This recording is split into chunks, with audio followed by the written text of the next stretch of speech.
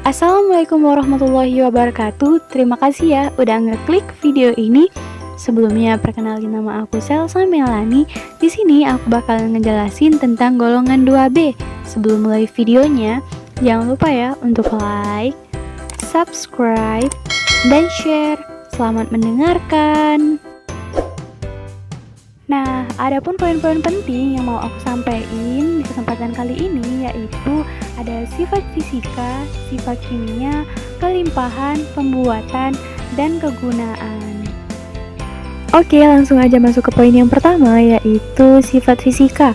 Nah, di sini seperti yang udah teman-teman lihat di layar, untuk sifat fisikanya itu sendiri, yang pertama itu ada konfigurasi elektron terluar, yang mana Zn yaitu 3d10 4s2, Cd 4d10 5s2, dan Hg 5d10 6s2. Logam 2B ini mempunyai titik didih dan titik leleh yang rendah. Nah, hal ini dikarenakan lemahnya ikatan logam yang berhubungan dengan konfigurasi elektronnya. Titik didih dan titik leleh menurun dari Zn ke Hg, yang mana dikarenakan oleh energi kohesi. Energi kohesi ini adalah energi tarik-menarik atom yang satu dengan yang lainnya. Itu semakin kecil sehingga diperlukan suhu yang rendah untuk memutuskan ikatan antar atom. Nah, untuk energi ionisasi itu sendiri dari atas ke bawah semakin kecil, sebab jari-jari atom semakin besar sehingga gaya tarik-menarik antar inti dengan elektron terluar itu semakin lemah. Oke, next yaitu sifat kimia. Nah, untuk yang pertama itu sifat kimia dari zinc. Nah, zinc tidak dapat ditarik oleh magnet atau diamagnetik sebab semua elektronnya telah berpasangan dengan struktur kristal heksagonal. Lalu ada kadmium. Nah, di sini kadmium memiliki sifat yang serupa dengan zinc kecuali cenderung membentuk kompleks, di mana kadmium sangat beracun meskipun dalam konsentrasi rendah. Yang terakhir itu merkuri. Nah, di sini Hg tidak dapat ditarik oleh magnet atau diamagnetik. Nah, sebab semua elektronnya telah berpasangan. Nah, unsur Hg pula kurang reaktif dibandingkan zinc dan kadmium dan tidak dapat menggantikan hidrogen dari asamnya.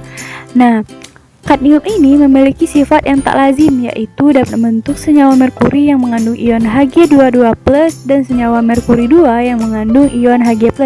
Merkuri juga membentuk senyawa kompleks dan organomerkuri.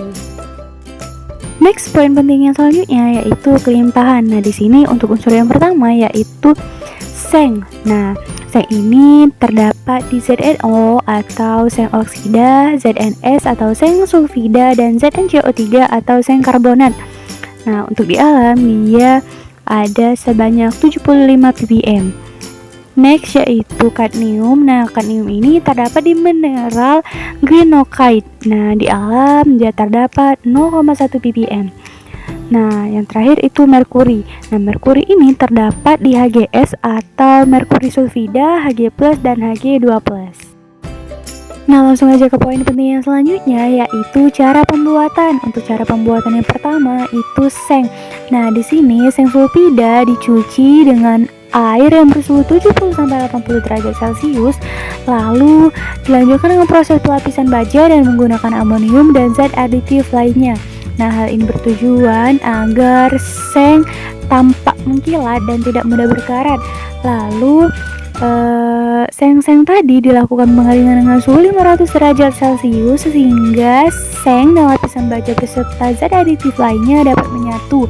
Nah, lalu seng didinginkan dan seng dalam bentuk plat disusun rapi, kemudian terakhir dimasukkan ke mesin gelombang sehingga dapat terbentuk plat seng yang pipih, elastis, dan bergelombang rapi. Nah, seng dihasilkan melalui penyulingan elektrolisis, yaitu gabungan proses reduksi dan penyulingan. Nah, serbuk seng ditambahkan ke dalam larutan untuk menggantikan logam yang kurang aktif, dan larutan elektrolisis dengan anode timbal dari katode aluminium. Nah, H2O tidak terbentuk pada kanode karena tingginya overpotensial. Nah, reaksi terbentuk yaitu yang seperti kalian lihat pada layar. Next yaitu cara pembuatan dari kadmium atau CD. Nah, umumnya kadmium terdapat bersama-sama dengan Zn dalam bijinya sehingga kadmium diperoleh dari hasil sampingan produk seng. Nah, karena titik didihnya yang rendah, kadmium dapat dipisahkan dari seng melalui penyulingan bertahap. Nah, dalam metode reduksi elektrolisis dan penyulingan seng, maka terjadi reaksi yang seperti teman-teman lihat di layar. Nah, larutan yang mengandung Zn2+ diberi serbuk seng yang larut dan kemudian menggantikan CD2+.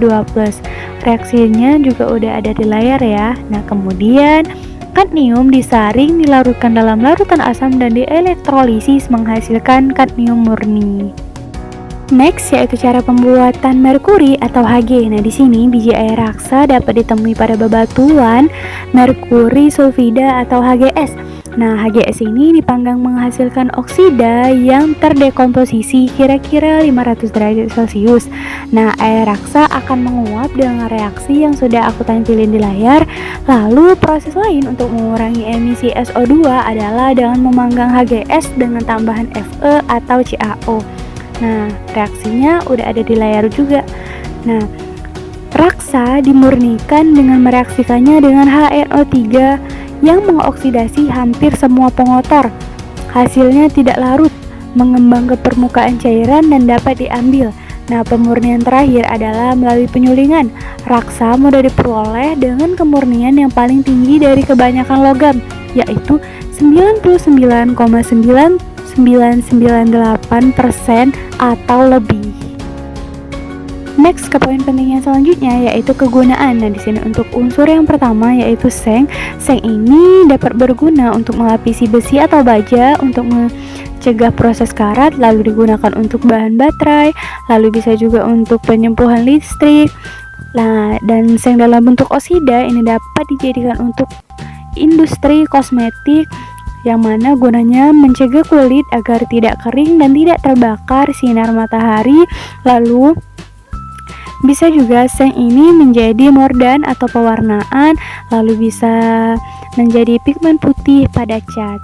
Kadmium. Nah, untuk kadmium itu sendiri kegunaannya yaitu memiliki banyak kegunaan di bidang industri seperti komponen kunci dalam produksi baterai, lalu sebagai pigmen kadmium, proses pelapisan, dan biasa digunakan pada penyempuhan elektrik. Nah, bisa juga sebagai baterai nikel kadmium, yang mana bisa pula menjadi aplikasi sepuhan listrik. Nah, untuk raksa itu sendiri memiliki banyak sekali kegunaannya, yaitu sebagai insektisida, termometer, barometer, dan peralatan ilmiah lainnya. Nah, kalau dalam merkuri 2 sulfida ini sebagai pigmen, merkuri 2 klorida sebagai pembuatan senyawa merkuri lainnya, merkuri klorida digunakan dalam sel kalomel dan sebagai fungisida, dan bisa pula menjadi alat pengukur tekanan darah, termometer, dan lampu fluorens. Selesai sudah penjelasan dari aku, semoga ilmunya bermanfaat. Thanks for watching.